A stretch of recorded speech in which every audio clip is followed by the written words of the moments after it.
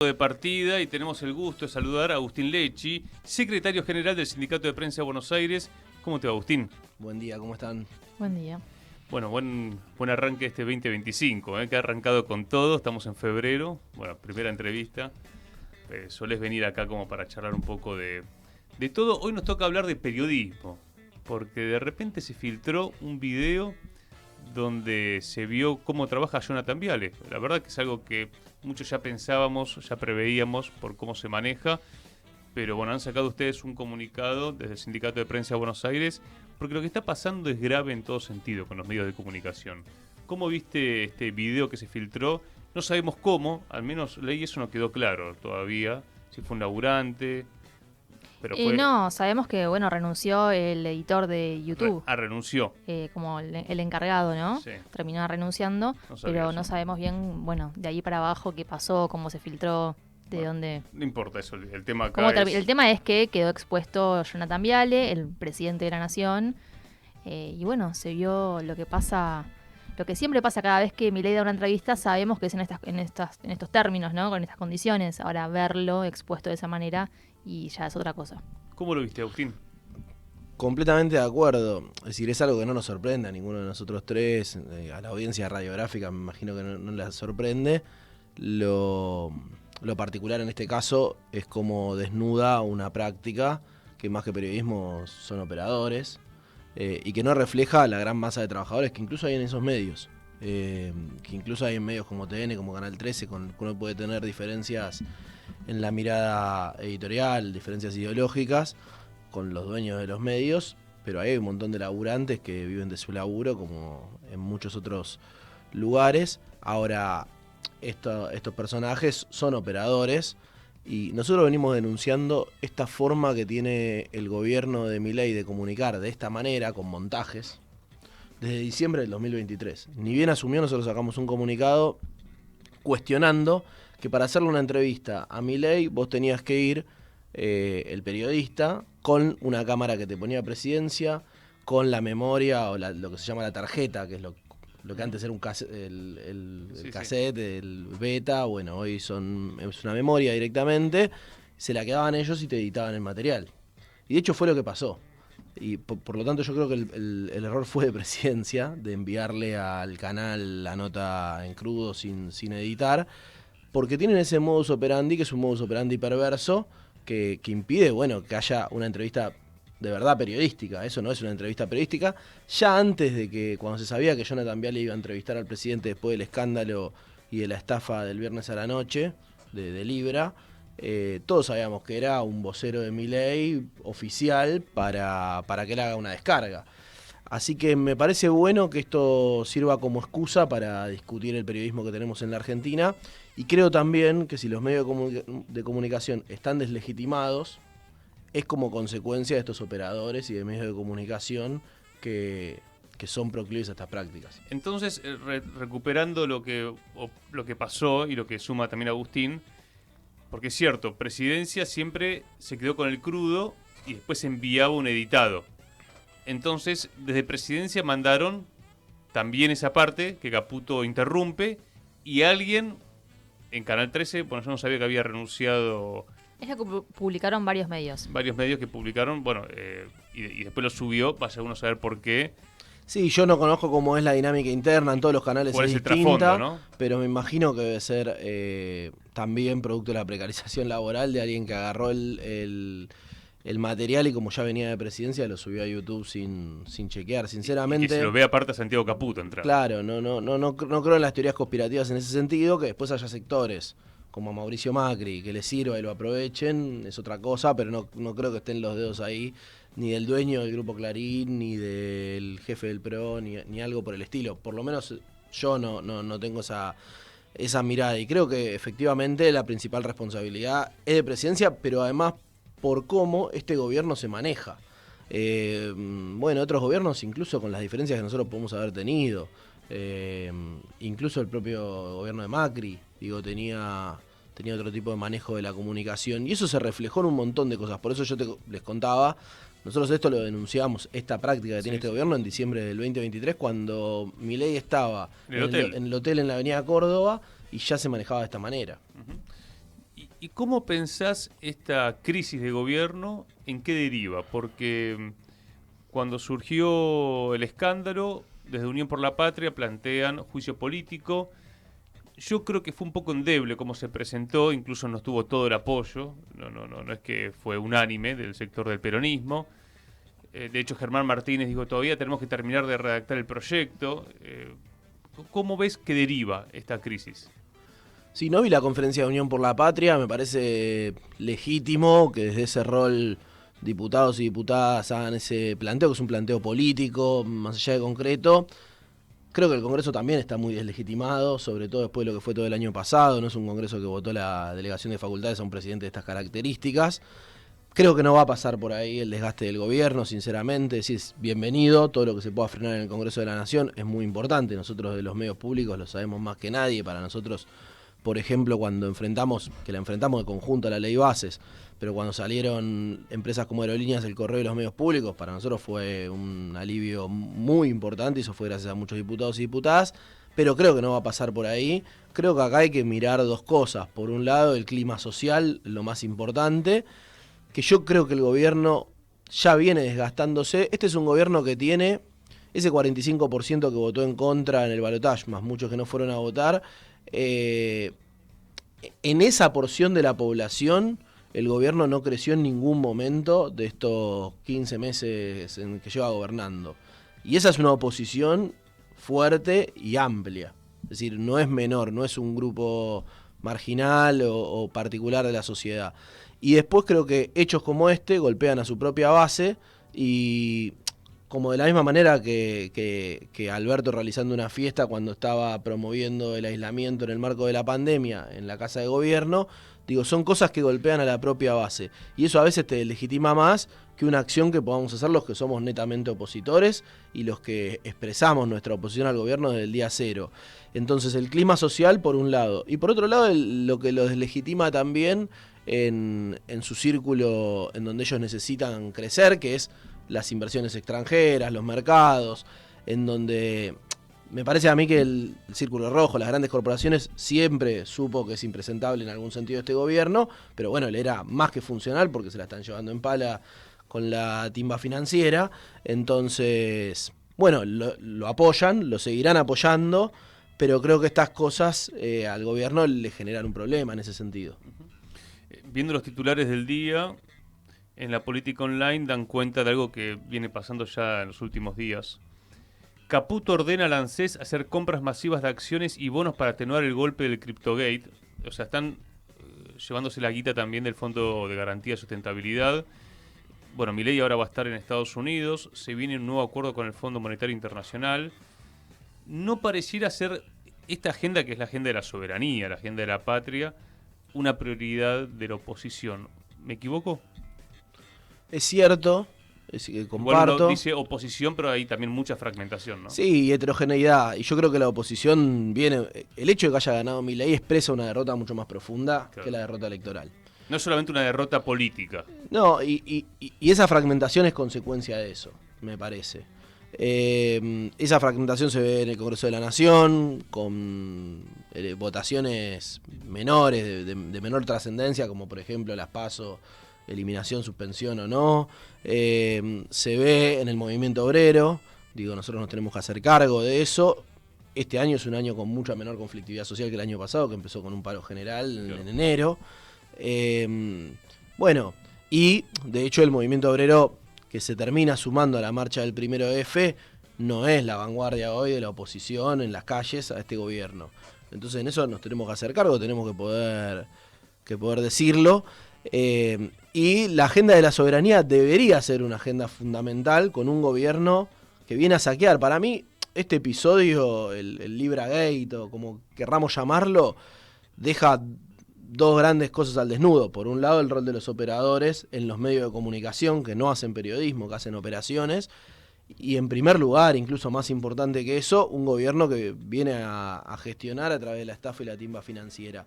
Y eso que muchos lo dijimos desde el primer día, queda a la vista el viernes, porque nunca hubo un escándalo, por lo menos que yo tenga uso de razón, de corrupción tan transparente, valga la redundancia, o la paradoja.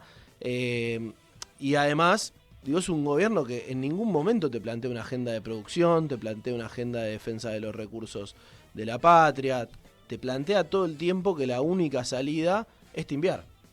Entonces, bueno, ¿qué le enseñás a tu pueblo? ¿Qué perspectiva tenés de mayor empleo, de mayor sostenibilidad de tu propio modelo económico? Digo, en los propios términos capitalistas del gobierno de Milei, también suena a pobre, a precario el planteo político, social, económico. Si tu único planteo es timbiar, es ganar a través de esos mecanismos, me parece que se nota la precariedad también de la propuesta política del gobierno de Milei, que en definitiva lo único que tiene es regalarle a las grandes corporaciones internacionales los recursos de la patria y con eso resolver la cuestión del corto plazo, el atraso cambiario y cuestiones que seguramente por las cuales Caputo debe estar preocupado, más allá de que hace como que no. Y veníamos de una semana anterior donde se discutía mucho el rol del Ministerio de Economía y las tensiones que tenía el Ministerio de Economía con el Triángulo de Hierro, que ahora no están de hierro. Pero bueno, veníamos de esa hace una semana. Hoy se dejó de hablar de eso porque este escándalo obviamente lo sobrepasa. Uh-huh. Y en un momento, Leila, del mundo que se está reordenando todo, ¿no? La Argentina que siempre tuvo algo que decir, los no alineados, tercera posición, estamos como ausentes del escenario internacional. Sí, completamente. De todas maneras, pensaba, para primero completar la información de la persona que renuncia, según lo que informa Juan Luis González, que es además el autor del libro sí, que tiene la biografía no supo autorizada de Milei, gráfica, que es el loco. Claro, Juan Luis González explica que había presentado la renuncia a TN Juan Bailati, y ahí, que es el jefe de YouTube de TN. Eso para completar con la información. Después, pensaba en esto de la timba, ¿no? Y nos gobiernan unos ludópatas, aparte con todo respeto a los ludópatas que en todo caso juegan con lo suyo. Claro, con la propia. Con la propia. Acá está en riesgo, digamos, más allá que salieron a decir no, pero fue algo personal de Milei, como queriendo desligarlo del rol de presidente que tiene. Bueno, ayer Martín Burgos explicó, la vamos a pagar todos nosotros. Bueno, por eso mismo, digo, creo que ahí está la cuestión, ¿no? De cómo va a avanzar esto. A ver, Milei no está timbiando con la propia. No. Está usando todo el aparato del Estado, eso tiene que quedar claro. La otra es la lógica de la timba, que es muy permeable también a los sectores populares, ¿no? Porque decíamos, bueno, todo esto que a muchos nos parece una locura, ¿no? Una cosa muy lejana, es cada vez más cercano al común de la gente. Como dice ¿no? la iglesia, hay un casino en cada casa. Claro, y es cada vez más fácil, tiene que ver también con las apuestas, de los jóvenes en los celulares, pero también con lo que vimos en San Pedro, con toda una comunidad siendo estafada porque confió en que podía duplicar los ingresos arriesgándose sin laburar. En toda esa estafa piramidal sin laburar. Claro. Entonces yo digo, ¿cómo vas en contra de todo eso? Porque tiene que haber una propuesta que vaya en contra de eso, que diga, no, a ver, esto es un riesgo, no sirve, hay que apostar a la producción, al trabajo, bueno, a lo que conocemos, que sabemos que ya que sirve, porque lo conocimos.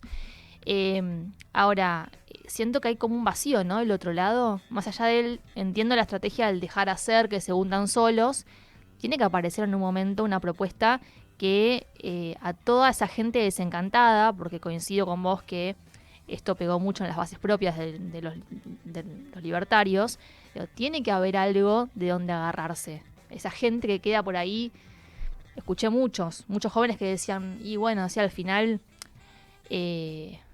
tanto no sabía porque es economista y se metió en esto, ¿no? Digo, bueno, por el momento no aparece. Digo, no sé si es preocupante o por ahí porque ni siquiera todavía arrancamos el año con fuerza. No sé en qué está la política, en qué está el peronismo y todo ese sector de la política que supuestamente nos tiene que representar a quienes confiamos en un proyecto de país diferente. Sí, la falta de programa, por así decirlo, por ponerle un nombre tradicional, clásico, yo creo que fue uno de los principales déficits del gobierno del Frente de Todos, por ejemplo. Y hoy eso todavía está ausente. No fue el único déficit. El otro déficit era que no era un frente político, era un frente electoral, claro. ¿no? Y que cuando tuvo que gestionar, no gestionó con una unidad de criterio Y eso produjo, más allá de problemas individuales, ¿no? De la figura de Alberto Fernández, de cómo fue elegido, que también es importante. Pero esa esa ausencia de programa, por ejemplo, saber qué hacíamos con la deuda que nos había dejado el gobierno de Mauricio Macri. Claro. Bueno, hoy es algo que también entiendo que falta. En el orden más táctico yo coincido con esto que planteás, que hay un dejar hacer y bienvenido en algún punto. Yo creo que a mí me puso contento que haya Axel levantado el acto del sábado en Mar del Plata, porque me parece que es correcto que, bueno, ver cuál es el traspié del gobierno nacional. En ese sentido me parece, e incluso fue cuidadoso también las expresiones del movimiento obrero, y me parece que en algún punto es correcto, porque ellos quieren contraponer con los feos, sucios, malos, con el peronismo, con el movimiento obrero. Están todos cuidándose de no correr el foco. Ahora, y eso en algún punto, en lo táctico, en lo coyuntural, no me parece mal.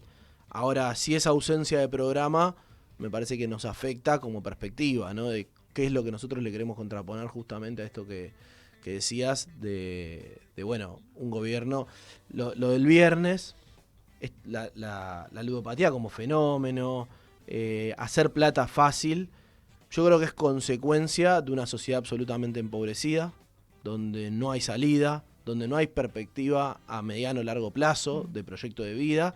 Entonces, es lógico, digo, y sería muy sonso de nuestra parte echarle la culpa a los jóvenes que tienen esa perspectiva como salida.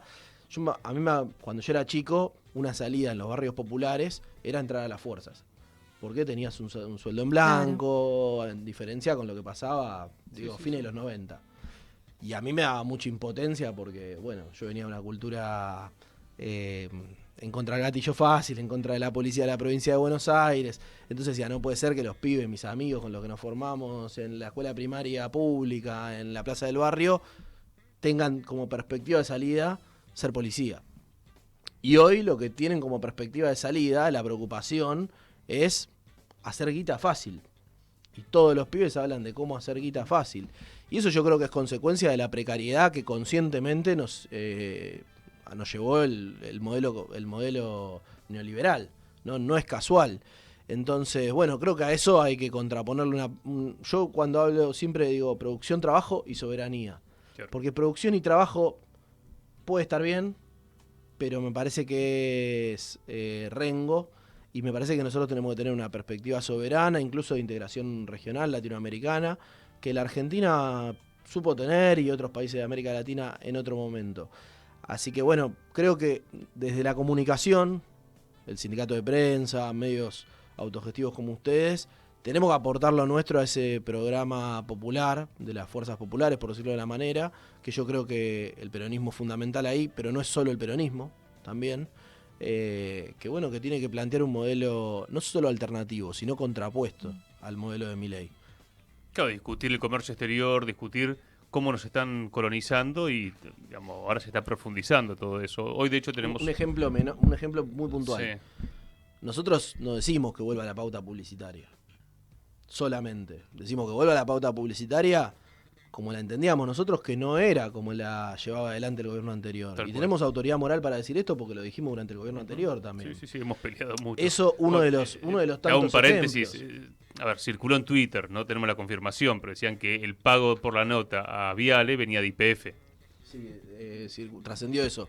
Miles de dólares, bueno. Lo digo como un ejemplo. En realidad YPF viene pautando fuerte en los medios de comunicación, como también Banco Nación. Es decir, no hay pauta para algunos medios, para todos los medios, en realidad para algunos sí hay. Por eso lo planteo, y esto es un planteo que también le hacemos al gobierno de la provincia cada vez que nos reunimos. Yo ayer estuve reunido con Walter Correa, el ministro de Trabajo, que es uno de los funcionarios y compañeros que más comparte esta mirada y que, que más comparte, no, que comparte esta mirada y que tiene esta preocupación también. Y cuando uno dice, nosotros no queremos volver 5 años para atrás, desandar todo el desastre que hizo Milei. Además no vamos a poder. Si no hay programa, si no hay convicción, si no hay firmeza política, no vamos a poder derrotarlo y no vamos a poder construir nada, porque el daño que están haciendo es muy grave. Y una cosa más, En lo legislativo, además de la discusión de juicio político, que me parece legítima, válida, aunque yo confíe de esa pata institucional, me parece que hay que seguir atacando el DNU 7023 y que es un momento oportuno para eso. Veremos. Veremos cómo va la agenda de la oposición. Agustín Lechi, Sindicato de Prensa de Buenos Aires. No te quiero despedir sin que me cuentes tu lugar de trabajo, Canal 7, la TV pública. ¿Cómo está? Mal. Por ejemplo, el viernes a la noche al lunes a la mañana no se contó nada de toda esta situación y después cuando se cuenta con una mirada absolutamente parcial. Lo mismo el sábado, el 1 de febrero de la movilización. Nosotros ahí compartíamos una placa de movilizaciones en el gobierno de Macri, en el gobierno de Cristina, en el gobierno de Alberto, opositoras que se han cubierto, ahora no. El nivel de censura es muy grande en todos los medios públicos.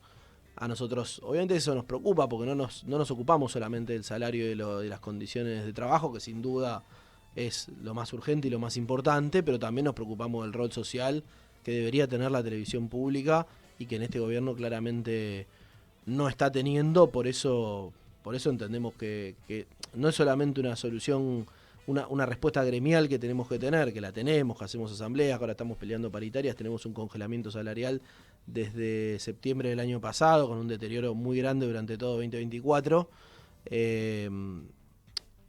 sino también un planteo político de qué rol tiene que tener la televisión pública en nuestra democracia. Toda la propuesta de vaciar la TV pública para vender los terrenos, ¿eso en qué quedó? Yo creo que ellos son conscientes de que eso no es tan fácil. Hoy por lo menos no está en la agenda, no se está discutiendo. Pero el nivel de vaciamiento es tan profundo, cotidiano, como de otras empresas del Estado. También le pasa a los compañeros de ARSAT, del Correo, como de otras empresas del Estado. El nivel de vaciamiento y ataque es tan profundo, las emisoras de Radio Nacional de todo el país, que de todas maneras no hace falta hablar del largo plazo para entender que en este camino claro, aparte, la destruyen de todas maneras. Este es el año de las privatizaciones. Pues ahí me quedo pensando con esto de la táctica de dejar hacer para ver si se caen o ir a la ofensiva. Bueno. No, yo creo que eso lo dije por el acto del sábado de Axel en el cortísimo plazo. Yo claro, nunca estuve de acuerdo. Kicillof no apoyó el juicio político. Ah, mira, no dijo nada, digamos, concretamente. Grabois dijo que no estaba de acuerdo, que tenía que renunciar. A mí no me... Quedó medio endeble, por eso decía. A mí Cristina sacó un tuit, pero que va más con chicana que con una cuestión... A mí la línea de juicio político desde que comenzó este gobierno, a mí me parece que eso es el conflicto social, lo que puede derribar al gobierno. Y obviamente lo que eso impacta en el plan económico de este gobierno, en donde los mercados tienen un rol central. Bien. Entonces son esas dos patas. Después, lo que pueda hacerse desde lo institucional en el Congreso de la Nación no lo subestimo, por eso les contaba, para nosotros fue muy importante algunos de los hechos que tuvimos el año pasado, aunque no se pudo, por ejemplo, enfrentar la ley bases y demás. Y ahí planteás DNU 70, apunten ahí. Y creo que hoy sigue siendo la herramienta más importante, aún con la ley bases que tiene este gobierno, que nosotros le daríamos un buen revés si pudiésemos derogar ese DNU. Gracias, Agustín. Gracias a ustedes. Agustín Lechi, Sindicato de Prensa de Buenos Aires, aquí en Radiográfica. Ahora sí, Manu Rivas, todo suyo.